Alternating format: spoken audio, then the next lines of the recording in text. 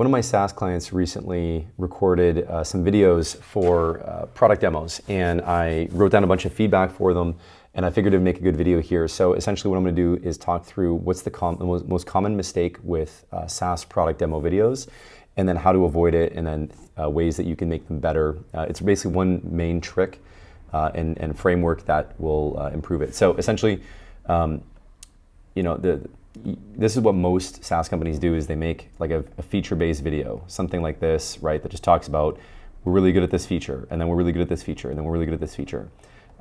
This is the structure. They had like 3 different videos, and what I said to them was, we got to have one main video that covers the 3 key differentiated features that make you stand out from the pack, right? So part of your unique selling proposition, and that makes your solution interesting for prospects, right?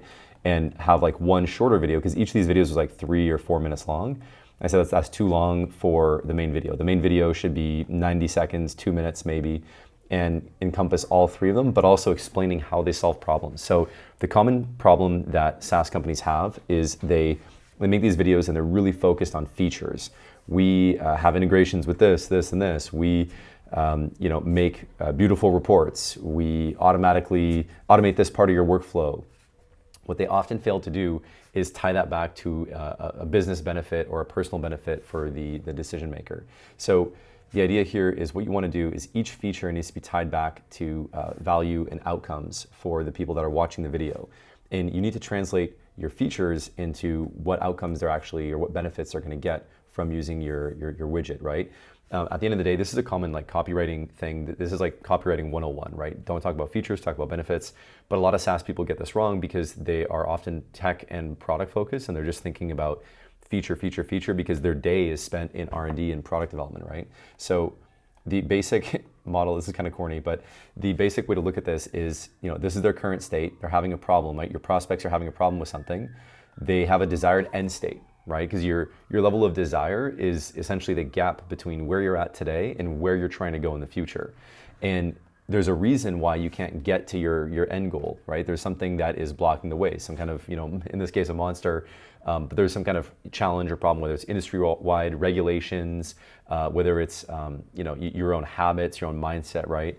So the way that you help prospects get to their promised state, right? The state 2, right? Their outcome that they're trying to get, is they have a few options for different tools that they can use. So, and there's also, to be fair, there's like the alternative of just not doing anything, right? I should have put an icon there, but so they could do, to beat this monster, they could use their hands, they could use a spatula, or they could use your widget, right? Your tool.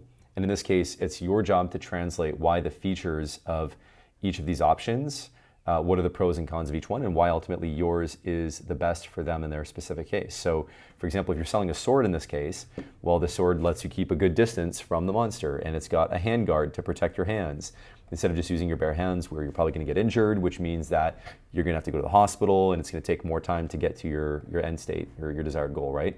So that's why, that's a simple, really simplified way of explaining how you can translate features into benefits, right? So if I go here, essentially this is the feedback I gave them. I anonymized it, obviously, right?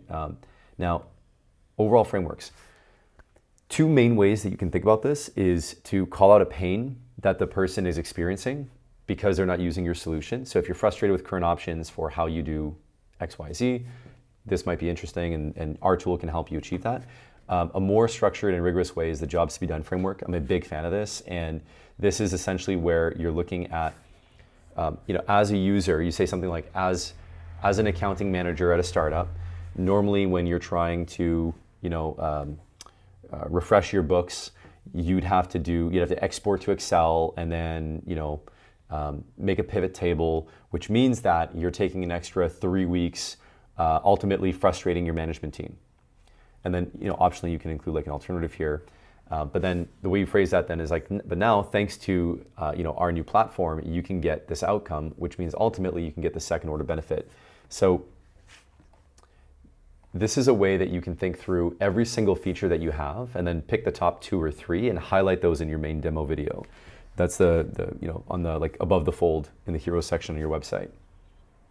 Now, an example scenario is if we're trying to turn these features into benefits or demo statements, this is when you're doing a demo, a lot of people fall into the feature trap and just start rattling off a bunch of unrelated features, or they make a point of showing the entire platform end to end from soup to nuts. And the problem is that you're going to lose people who don't care about what you're trying to solve.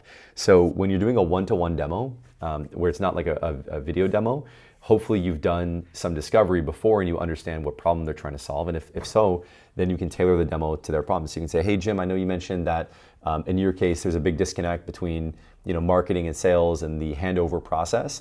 Thankfully, with our platform, we know that causes delays in the sales process, which extends your time to cash. But with our solution, you can automate that handover process by taking all the data in your CRM and then passing it over to them. And here's what that looks like. And then you show them. And now you've translated a feature into their context and showed how you can help them get to the promised land, right? Get to their target end state. So in this case, when you need to look at how well you're connecting with customers each month or after a campaign, normally you have to jump between different analytics tools, pull together lots of different pieces of information, and put it all together yourself.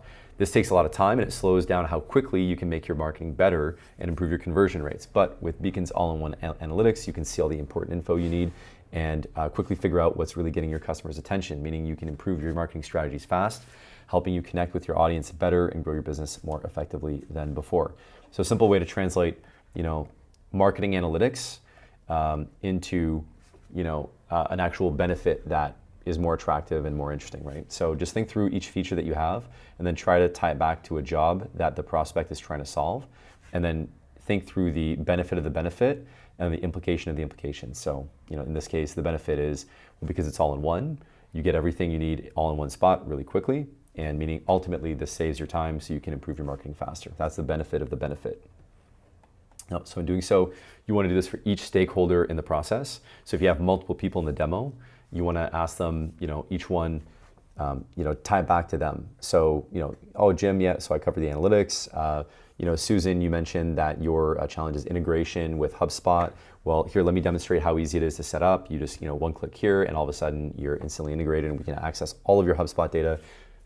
Benefit of the benefit, meaning that your whole marketing stack is fully integrated, and you get, we can share data back and forth to improve the campaigns that we're running with our tool using the data, the most up-to-date data you have on your prospects in HubSpot, right? So that's what you want to do with your live demos. And then for your product video demos, you want to think through what are the top 3 kind of use cases or unique features or benefits that you offer, and then make that the key part of your demo. So pretty simple video today. Just wanted to walk through that framework. Essentially, jobs to be done, and then benefit of the benefit, think through the implications, and make everything in their context so it makes sense to them and it's most interesting. All right.